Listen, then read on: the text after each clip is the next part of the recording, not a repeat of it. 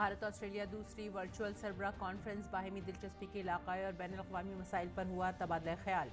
वज़ीर आज़म ने कहा दोनों मुल्कों के ताल्लुकात हालिया बरसों में हुए हैं मुस्तहकम। ऑस्ट्रेलिया ने आलमी माशी मामलों पर भारत के साथ मिलकर काम करने का किया अहद।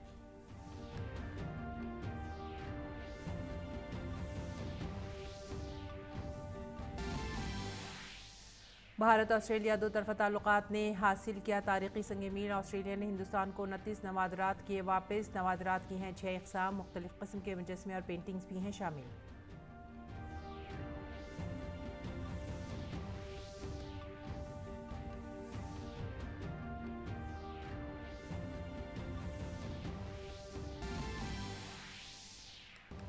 मणिपुर में एन बीरेन सिंह ने वज़ीर आला के ओहदे का लिया हलफ।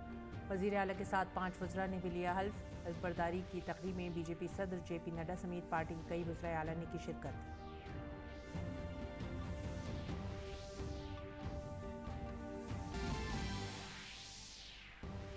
असेंबली इंतखाबात में शानदार जीत के बाद बीजेपी आज उत्तराखंड और गोवा में कानून साज पार्टी की मीटिंग। उत्तराखंड असेंबली के उबूरी स्पीकर ने नौमुंतखब अरकान को दिलाया हल्फ।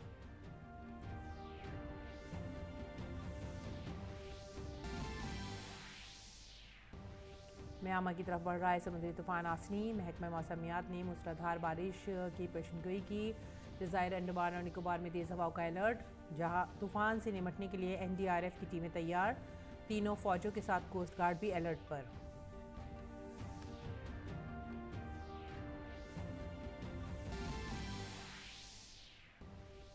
मरकज़ ने कहा जंगज़दा यूक्रेन से 22,500 भारतीयों का इनखला हुआ मुकम्मल। हुकूमत जल्द ही यूक्रेन से लाए गए मेडिकल तलबा की तालीम पर करेगी फैसला।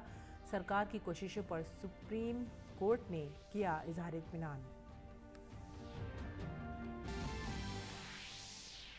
चीन में बोइंग 737 जहाज 133 मुसाफिरों को लेकर गुआंगशी में वुज़ू के करीब गिरकर तबाह। राहत और बचाव का काम जारी। आदाब नाज़रीन, उर्दू खबरों में आप सभी का खैर मकदम है। मैं हूं सादिया अलीम। सबसे पहले आपको बता दें कि सदर जमहूरिया रामनाथ कोविंद ने आज साल 2022 के लिए 2 पद्म विभूषण, 8 पद्म भूषण और 54 पद्मश्री अवार्ड्स पेश किए हैं। प्रोग्राम अभी जारी है। राष्ट्रपति भवन में मुनक्किद तकरीब में सदर जमहूरिया ने राधे श्याम खमेका को बादिस्मर्ग पद्म विभूषण से नवाजा। ये एजाज़ उनके बेटे ने हासिल किया।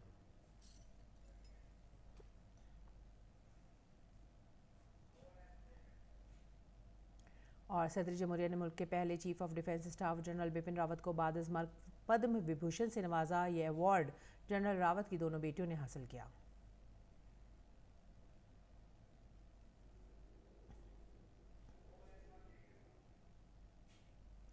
सदर जमहूरिया ने तकरीब में कांग्रेस लीडर गुलाम नबी आज़ाद को पद्म भूषण से सरफराज किया।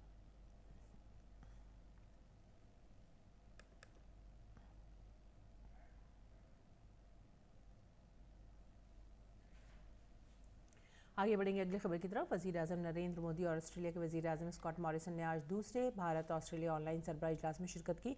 भारत ऑस्ट्रेलिया ऑनलाइन सरबराह इजलास में वज़ीर आज़म नरेंद्र मोदी ने कहा कि पिछले कुछ बरसों में भारत ऑस्ट्रेलिया के दरमियान ताल्लुकात में काबिल ज़िक्र पेशरफ्त हुई है। वज़ीर आज़म नरेंद्र मोदी ने बेंगलुरु में centre of excellence for critical and emerging technology policy के क़याम के ऐलान का खैर मकदम किया। पिछले कुछ वर्षों में हमारे संबंधों में उल्लेखनीय प्रगति हुई है। ट्रेड और इन्वेस्टमेंट, डिफेंस और सिक्योरिटी, एजुकेशन और इनोवेशन, साइंस एंड टेक्नोलॉजी, इन सभी क्षेत्रों में हमारा बहुत करीबी सहयोग है। कई अन्य क्षेत्र जैसे critical minerals, water management, renewable energy, कोविड-19 रिसर्च में भी हमारे बीच कोलैबोरेशन तेजी से बढ़ा है। वज़ीर आज़म ने कहा कि CECA का जल्द बंदिश हमारे इक़्तिसादी ताल्लुकात, इक़्तिसादी बहाली, इक़्तिसादी सिक्योरिटी के लिए इंतहाई अहम होगा। वज़ीर आज़म ने कहा कि क्वाड में भी दोनों ममालिक के दरमियान अच्छा ताउन जारी है। क्वाड में भी हमारे बीच अच्छा सहयोग चल रहा है। हमारा यह सहयोग फ्री, ओपन और इंक्लूसिव इंडो पैसिफिक के प्रति हमारी प्रतिबद्धता को दर्शाता है। क्षेत्रीय और वैश्विक स्थिरता के लिए क्वाड की सफलता बहुत महत्वपूर्ण है। ऑस्ट्रेलिया ने 29 कदीम नवादरात भारत को वापस किए हैं। वजीर आजम नरेंद्र मोदी ने ऑस्ट्रेलिया से वापस लाए गए इन नवादरात का मुआयना किया। वजीर आजम ने भारतीय नवादरात वापस करने पर मॉरिसन का शुक्रिया अदा किया।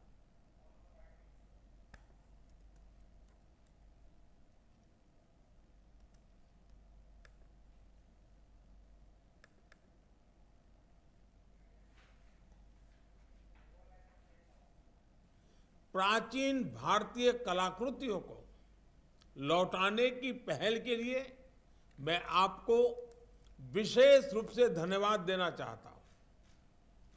और आपने जो कलाकृतियां भेजी हैं, इनमें राजस्थान, पश्चिम बंगाल, गुजरात, हिमाचल प्रदेश, इसके साथ कई अन्य भारतीय राज्यों में से अवैध तरीके से निकाली गई सैकड़ों वर्ष पुरानी मूर्तियां और चित्र हैं। और इसके लिए मैं सभी भारतवासियों की तरफ से आपका विशेष आभार व्यक्त करता हूं। अब इनको जो आपने हमें मूर्तियां लौटाई है, सारी चीजें लौटाई है, उसको सही स्थान पर लौटाया जा सकेगा। मैं सभी भारतीय नागरिकों की तरफ से इस पहल के लिए आपका फिर से एक बार हार्दिक आभार व्यक्त करता हूं। ऑस्ट्रेलियाई वजीर आजम स्कॉट मॉरिसन ने कहा है कि रूस और यूक्रेन के दरमियान जारी तनाज़े ने हिंद बहरुल काहिल के इलाके पर पड़ने वाले असरात पर बात करने का मौका फराहम किया है। साथ ही उन्होंने कहा कि कोरोना के दौर के बाद हम अपने जामी स्ट्रैटेजिक ताल्लुकात को मजीद मजबूत करेंगे। आगे बढ़ेंगे अगली खबर की तरफ। लोकसभा के स्पीकर ओम बिरला ने नई दिल्ली में प्रसादम रथ को अपनी रिहाइशगाह से झंडी दिखाकर रवाना किया। इस रथ के जरिए दिल्ली के अस्पतालों में दाखिल मरीजों के लवाहिकीन को मुफ्त खाना मिलेगा। इन रथों में खाना पकाने और गर्म करने की सहूलतें होंगी। लोकसभा सेक्रेटरीट के मुताबिक प्रसादम रथ खुद बिरला ने फराहम किया है। ये प्रसादम रथ अब शहर के राम मनोहर लोहिया अस्पताल, सफदरजंग अस्पताल, लेडी हार्डिंग अस्पताल समेत 6 अस्पतालों में मरीजों के खिदमतगुजारों को गर्म, साफ और ग़िज़ाई से भरपूर खाना फराहम करेगा। ये पहला खाने के पैकेटों की खिदमत की जगह लेगा, जो अब तक आओ साथ चलें तंजीम की तरफ से रोज़ाना 4 अस्पतालों में 1000 मरीजों के अटेंडेंट्स को फराहम की जा रही थी। जल्द ही इसे दूसरे अस्पतालों तक फैला दिया जाएगा। अभी 7 अस्पतालों के तीरमदार जो भी आएंगे उनको वो भोजन कराएंगे। आने वाले समय में जैसे जैसे संस्था के लोग जुड़ते जाएंगे, समर्थ लोग जैसे जैसे संस्था को सहयोग करते जाएंगे, वैसे वैसे ये तमाम दिल्ली के अन्य क्षेत्रों के अंदर इसी तरीके से लोगों को भोजन कराएंगे। ये हमारे देश की संस्कृति संस्कार है और इस आज़ादी के अमृत वर्ष में हम चाहते हैं कि ये संस्कृति और संस्कार और डेवलप हो, ताकि हम सामूहिकता के साथ हर गरीब के दुख को दूर कर सकें। और लोकसभा में वक्फे सवालात के दौरान मरकजी वजीर तालीम धर्मेंद्र प्रधान ने कहा है कि माहिरीन की राय लेकर खुसूसी तौर पर अहल बच्चों को मुस्तकबिल में ऑनलाइन क्लासेस का फ़ायदा हासिल करने के लिए एक निज़ाम बनाया जा रहा है। हुकूमत तालीम में ऐसे इंतजाम कर रही है ताकि मुस्तकबिल में ऐसे बच्चे भी डिजिटल तालीम हासिल कर सके। भारत में अभी जो there is a new national education policy, lot of emphasis, lot of priority has given on this issue. Addition to that, during this corona, during this COVID period, हमने तो डिजिटल एजुकेशन, दिशा TV वगैरह लगाए, लेकिन how to educate the disabled students, that's a new challenge. We all are concerned, experts are working on that. I would like to seek advice of this house how to create more trainer, more school, who all are dysfunctional, let us know them. Collectively, we have to face this challenge. We have to educate all these segments. शहरी हवाबाजी के वजीर ज्योतिरादित्य सिंधिया ने राज्यसभा में कारकुन की गुंजाइश के बारे में ऐवान को आगाह किया। उन्होंने कहा कि मुल्क में कोविड वबा के दौरान कारकुन की सलाहियत में तेजी से इजाफा हुआ है, जिसकी वजह से मुल्क की सलाहियत में भी इजाफा हुआ है। Indian Airlines have modified 150 passenger aircraft to be able to carry cargo in belly as well as the seat areas. So therefore our cargo capacity, in addition to the freighters increasing from 8 to 28, even our passengers have gone from, if I may use the term, P to C, passenger to cargo, 150 planes. Third, sir, May 19 to May 21, what was our share of international cargo traffic movements? Revenue has grown from, in the last 1 year, revenue from cargo has grown from 1,498 crores to 2,300 crores. So Indian air freighters and airlines and cargo airlines are beginning to stand on their own feet, and that's what we want in Atmanirbhar Bharat. Rajya Sabha में मरकजी वजीर petroleum Hardeep Singh Puri ने मुल्क में तेल की कीमतों और यूक्रेन जंग के असरात पर जवाब दिया। उन्होंने कहा कि साल 2018 से अब तक पेट्रोलियम की दरामदाद हमारी ज़रूरत के 1% से भी कम है, इसलिए रूस यूक्रेन जंग की वजह से हमारे तेल के मुतालबात पर ज़्यादा असर नहीं पड़ना चाहिए। Quantum of imports is concerned, this gives me an opportunity to clarify that in the financial years 2018-19, 19-20, 20-21, and the first 9 months of the current financial year, our total imports of crude from Russia have been 0.6%, 1.3%, 0.3% and 0.2%, which means that even the less than 1% figure of imports from Russia will take a long time to fill at the current rate, because already 9 months of the financial year are over. N Biren Singh ने इम्फाल में मणिपुर के वज़ीर आला के तौर पर हलफ लिया। Governor ने एन बीरेन सिंह को ओहदे और राजदारी का हलफ दिलाया। तकरीब में बीजेपी सदर जेपी नड्डा समेत कई मौजूद अफराद भी मौजूद थे।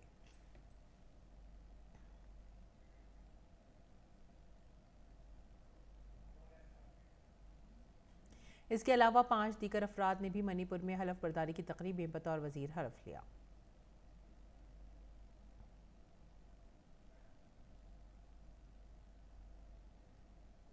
और गोवा में आज बीजेपी कानून साज पार्टी की मीटिंग है, जिसमें कानून साज काउंसिल में पार्टी के लीडर का इंतखाब किया जाएगा। इस मौके पर पार्टी के तमाम सरकर्दा लोग मौजूद रहेंगे। मरकजी वजीर और गोवा में बीजेपी के मुबस्सिर नरेंद्र सिंह तोमर ने कहा है कि पूरी कार्रवाई ज़ाब्ते के मुताबिक होगी।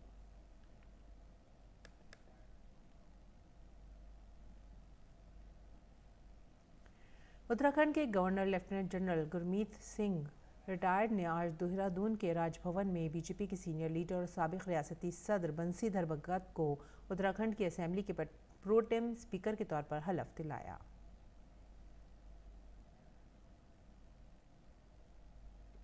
और उत्तराखंड असेंबली में आज तमाम 70 नौमुंतखब MLAs को हलफ दिलाया गया। विधानसभा के प्रोटेम स्पीकर बंसीधर भगत ने आज तमाम नौमुंतखब अरकान असेंबली को हलफ दिलाया। नए अरकान असेंबली बशमूल बीजेपी के श्वेता आर्या, अनिल नौटियाल, अरविंद पांडे, आदेश चौहान और उमेश शर्मा कौ समेत कांग्रेस के आदेश सिंह चौहान, उमेश कुमार ने हलफ लिया। भारतीय जनता पार्टी आज शाम कानून साज पार्टी की मीटिंग के बाद नए वजीर आला के नाम का ऐलान करेगी। हुकूमत ने सुप्रीम कोर्ट को बताया कि यूक्रेन के तमाम 22,500 भारतीय तलबा को बाहिफाजत वापस लाया गया है। अदालत की तरफ से पूछे जाने पर हुकूमत की तरफ से अटॉर्नी जनरल के वेणुगोपाल ने यकीन दिलाया कि हुकूमत इस बात पर भी गौर कर रही है कि भारत वापस आने वाले मेडिकल तलबा को भी यहाँ अपनी तालीम जारी रखनी चाहिए, उनकी पढ़ाई में खलल नहीं आना चाहिए। हुकूमत की कोशिशों पर इत्मीनान का इजहार करते हुए अदालत ने यूक्रेन में फंसे हुए भारतीयों से मुताल्लिक़ दायर दोनों दरख्वास्तों को निपटा दिया। खलीज बंगाल से उठा गर्दाबी तूफान आसिनी आज अंडमान निकोबार के साहिल से टकराएगा। इंडियन कोस्ट गार्ड ने खलीज बंगाल और अंडमान निकोबार जजीरे पर सभी मल्लाहों और माहीगीरों के लिए इंतबाह जारी किया है। उन्हें समुद्र में ना जाने की हिदायत दी गई है। अंडमान निकोबार जजीरे पर तूफानी हवाएं और ज़बरदस्त बारिश जारी है। NDRF ने अपने अमले को राहत और बचाव कामों के लिए तैनात किया है। NDRF has been deployed here, has been as per the request of the administration. 5 teams has been came from Arakonam and 404 battalion for the additional deployment in the Andaman Nicobar. As the 5 teams arrived through the special flight of C-17 from the Air Force, so we deployed from Car Nicobar and North Andaman in the Diglipur, Middle Andaman and South Andaman. Along with the existing team, we has been kept our team in the standby, and apart from that, 1 team has been sent to Little Andaman. We all teams has been completely equipped with our ADRC equipments and CSSR equipments, which is very much required for this cyclone. So right now, as per the discussion with the Disaster Management Directorate, we are doing our duty in the perfect manner. चीन में एक Boeing 737 तैयारा जिसमें 133 मुसाफिर सवार थे शहर के जनूब मगरब में गुआंगशी इलाके में वुजू के करीब गिरकर तबाह हो गया है, जिसकी वजह से पहाड़ी जंगलात में आग लग गई है। हादसे में मरने वालों की तादाद अभी तक मालूम नहीं हो सकी है। राहत और बचाव का काम जारी है। वजीर खारजा डॉक्टर एस जयशंकर ने इतवार को नई दिल्ली में ऑस्ट्रिया के वजीर खारजा अलेक्जेंडर शॉलनबर्ग से मुलाकात की। दोनों वज़रा के दरमियान होने वाली मुलाकात में दो तरफ़ा ताल्लुकात को मज़ीद मजबूत बनाने पर तबादला ख्याल किया गया। ऑस्ट्रिया के वज़ीर ख़ारजा भारत के 3 रोज़ा सरकारी दौरे पर हैं। बाद वज़ीर ख़ारजा ने ट्वीट करते हुए कहा कि शॉलनबर्ग से मुलाकात बहुत अच्छी रही। गुज़िश्ता दहाई में भारत की तरक्की के ताल्लुक़ से उनकी बसीरत की तारीफ़ की। उन्होंने कहा कि बातचीत जामे और मुफीद थी। मुलाकात के दौरान दो तरफ़ा ताउन का जायज़ा लिया गया और नए इक़्तिसादी इम्कानात तलाश करने के बारे में भी बातचीत की गई। और यूक्रेन के शहर मारियोपोल पर रूसी बमबारी ने पूरे शहर को तहस नहस कर दिया है। रूसी फौज ने शहर के मुहासरे के बाद यूरोप के सबसे बड़े आयरन और स्टील के प्लांटों में से एक एज़ोस्टील बुरी तरह से तबाह हो गया है। धीरे धीरे रूसी फौज शहर में दाखिल हो रही है। लोग हज़ारों की तादाद में बंकरों में रुपोश हैं। रूसी हमले में आम शहरी भी बड़ी तादाद में मारे गए हैं। हलाक होने वालों की इज्तिमाई कब्रों में दफनाया जा रहा है। रूस यूक्रेन की ज़्यादातर जुनूबी साहिल पर कब्जे की सिमत में तेज़ी से कदम बढ़ा रहा है। रूस और यूक्रेन के दरमियान जंग में मारियोपोल शहर वक़ार की जंग बन गया है। मारियोपोल शहर मगरिब में क्रीमिया के रूस से मुत्तसिल जजीरे और मशरक़ में डोनेट्स्क इलाके के दरमियान है। ये इलाका जुज़वी तौर पर रूस हामी अलहदगी पसंदों के कंट्रोल में है। रूस ने यूक्रेन की मारियोपोल में यूक्रेन की फ़ौज से कहा है कि वह हथियार डालकर खुद सुपुर्दगी कर दें। यूक्रेन के नायब वज़ीर आज़म ने रूस की हथियार डालने की पेशकश को सख्ती से मुस्तरद कर दिया है। उन्होंने कहा कि हथियार डालने का सवाल ही पैदा नहीं होता। रूस ने यूक्रेन से कहा है कि वह इंसानी हमदर्दी की राहदरियों और मशरक़ी बंदरगाही शहर मारियोपोल में हथियार डालने की तजवीज़ पर जवाब दे। रूसी नेशनल डिफेंस मैनेजमेंट सेंटर के डायरेक्टर ने कहा है कि खौफनाक इंसानी आफत ने जन्म लिया है। उन्होंने कहा कि हथियार डालने वाले तमाम अफराद को मारियोपोल से महफूज निकलने की यकीन दहानी कराई जाती है। उन्होंने कहा कि अगर मकामी हुक्काम हथियार डालने की शराइत पर राज़ी नहीं हुए तो उन्हें फ़ौजी ट्रिब्यूनल का सामना करना पड़ेगा।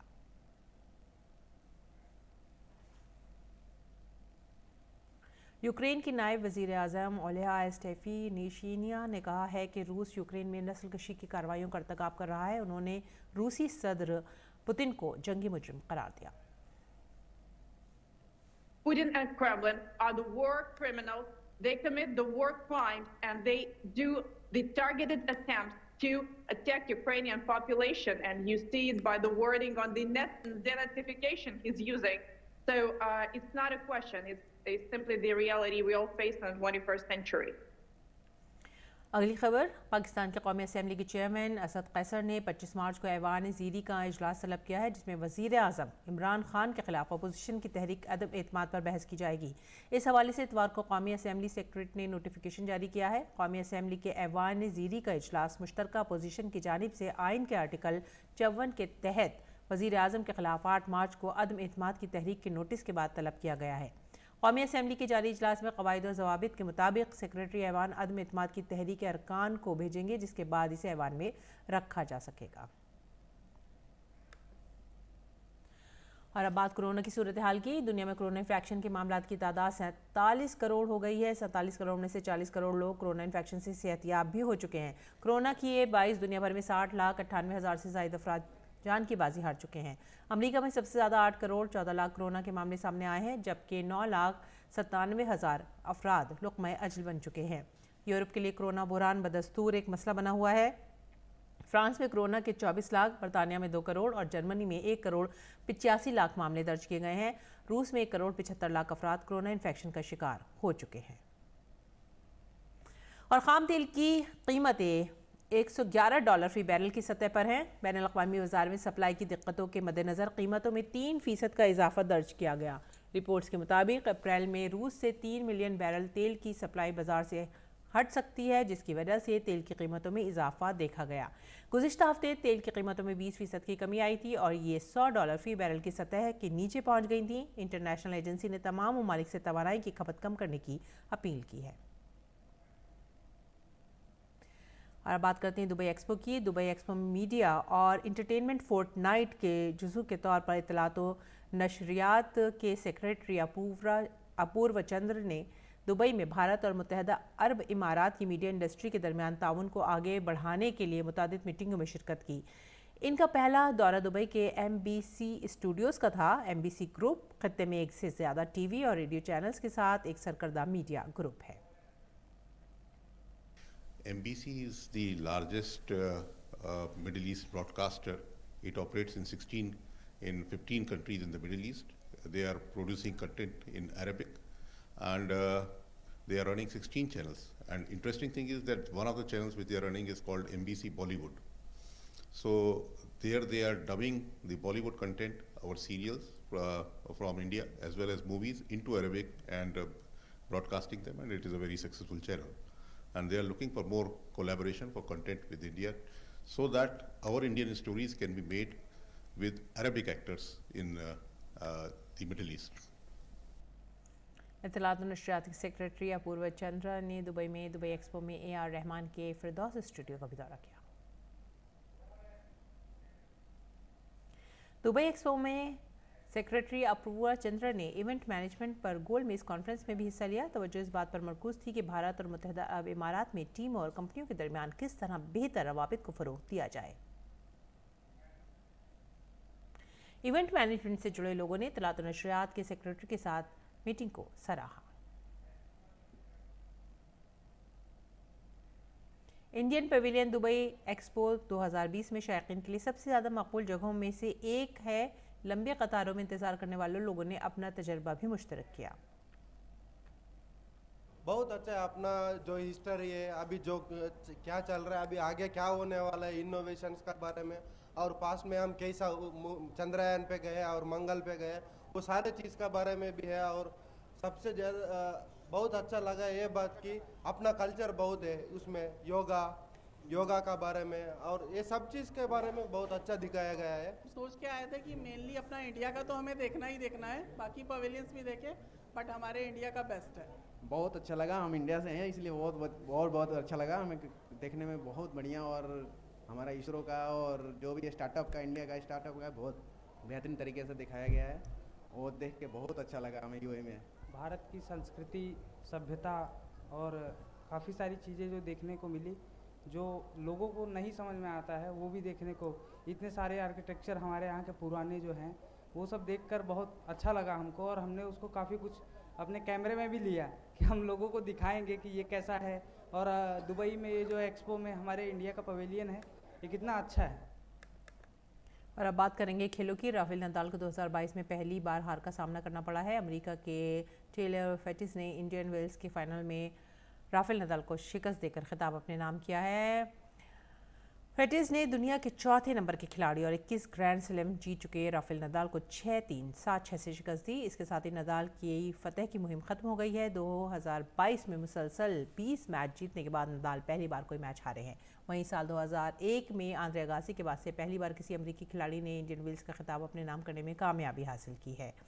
2012 में भी फेटिस इस टूर्नामेंट के फाइनल में पहुंचे थे, लेकिन उन्हें हार का सामना करना पड़ा था।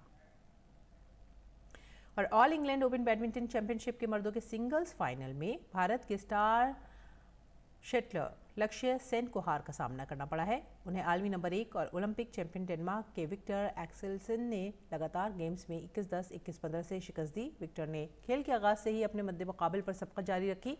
पहले गेम में 6-2 की बरतरी हासिल करने के बाद विक्टर ने पीछे मुड़कर नहीं देखा। उसके बाद उन्होंने स्कोर को 12-2 और फिर 18-7 कर दिया। लक्ष्य ने ज़रूर कुछ पॉइंट हासिल किए, लेकिन ये काफ़ी नहीं थे और विक्टर ने पहला गेम 21-10 से जीत लिया। दूसरे गेम में लक्ष्य ने वापसी की और फिर दोनों 4-4 की बराबरी तक पहुंचे। उसके बाद विक्टर ने कई स्मैश लगाए और स्कोर को 11-5 कर दिया। इसके बाद उन्होंने 17-11 की बरतरी हासिल की और फिर गेम और मैच को 21-15 से जीत लिया। इस शिकस्त के बावजूद लक्ष्य सेन ने तारीख रकम की है और वो इस बावकार मुकाबले में तमगा जीतने वाले चौथे भारतीय मर्द बैडमिंटन खिलाड़ी बन गए हैं। लक्ष्य सेन ने अपनी हिम्मत और खेल से सबके दिलों को छू लिया है।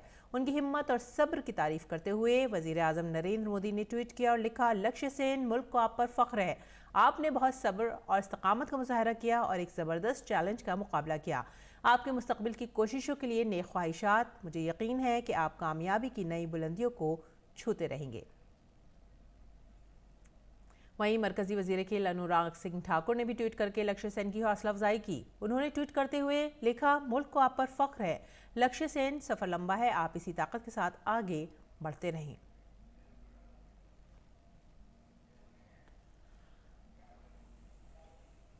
और बार्सिलोना ने अल क्लासिको में हार के सिलसिले को तोड़ दिया है। इतवार को खेले गए ला लीगा के मुकाबले में बार्सिलोना ने चोटी पर चल रहे रियल मैड्रिड को आसानी से 4-0 से शिकस्त दी। शानदार मुजाहरा करने वाले ओम्बियांग ने 29वें मिनट में बार्सिलोना के लिए पहला गोल करने में कामयाबी हासिल की। 38वें मिनट में रोनाल्डो ने गोल करके बार्सिलोना को 2-0 से आगे कर दिया।